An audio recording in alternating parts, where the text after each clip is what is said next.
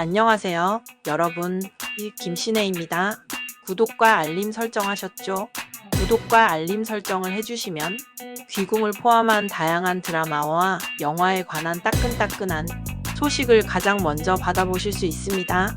오늘은 SBS 금토 드라마 귀궁이 많은 기대를 모으고 있는 7화 예상을 심층적으로 풀어보려고 합니다. 지금부터 긴장감 넘치는 7화의 전개를 함께 상상해 볼까요? 지난 6화에서 궁궐을 둘러싼 음모와 강철이와 여리의 관계, 그리고 팔척귀의 본격적인 위협이 고조되는 모습을 보았죠. 특히 여리와 강철이의 몸주신 계약이 본격적으로 이루어지고 여리에게만 반응하는 강철이의 마음이 드러나 시청자들의 마음을 더욱 흔들었습니다. 7화에서는 크게 4가지 중요한 이야기가 전개될 것으로 예상됩니다.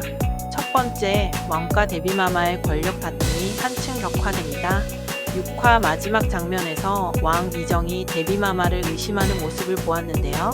7화에서는 왕이 결국 데뷔마마의 처소를 급습하며 반역죄로 몰아붙이는 전개가 펼쳐질 것 같습니다. 이 과정에서 데뷔마마가 숨기고 있던 불탄 부적이 발견되며 과거 팔척귀 사건과 데뷔마마의 연관성이 폭로될 가능성이 큽니다. 특히 예고편에서 왕이 분노하며 반역이오를 외치는 장면은 왕실의 권력을 둘러싼 치열한 충돌을 예고합니다. 내금이 군사들과 데뷔마마 측근 세력 간이 군사적 충돌도 불가피해 보이네요. 두 번째로 중요한 것은 여리와 중전의 공통된 위기, 바로 태아 저주입니다. 중전이 입덕과 함께 기력을 잃어가는 모습이 있었고, 여리 역시 몸이 굳어지는 증상이 나타났습니다. 이 증상의 원인은 바로 팔척귀의 살 때문이지 않을까 조심스럽게 예상해 봅니다.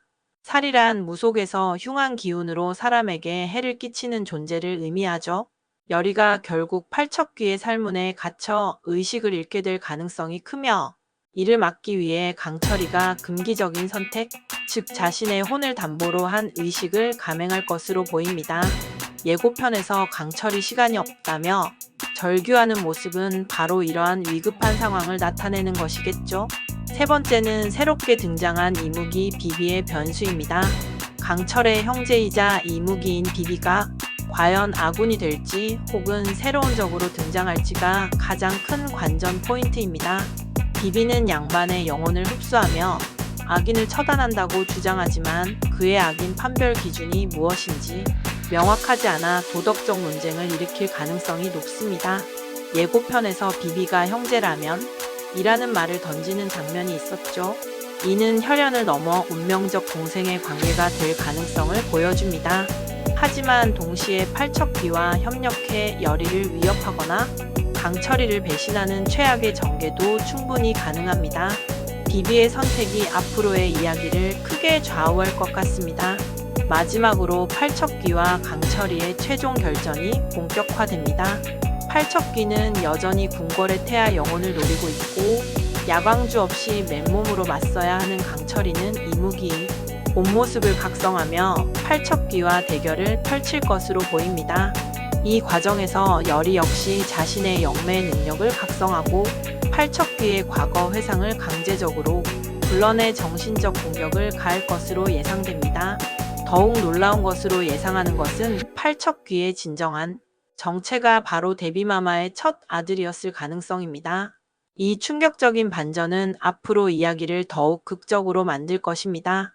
이렇게 되면 데뷔마마가 여태까지 세자에게 행한 맹인술사를 사주하여 했던 행동들이 제 얼굴에 침뱉기로 되어 데뷔를 미워하던 구독자들의 통쾌함을 살짝 긁어주며 동정심을 불러일으키지 않을까 예상해 봅니다.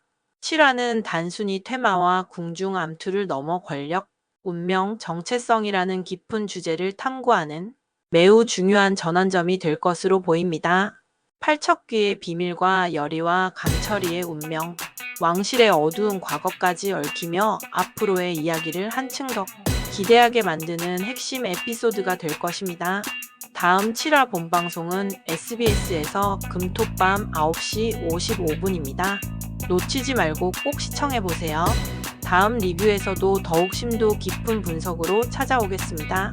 구독과 알림 설정 잊지 말고 다음 영상에서 만나요. 지금까지 김신혜였습니다.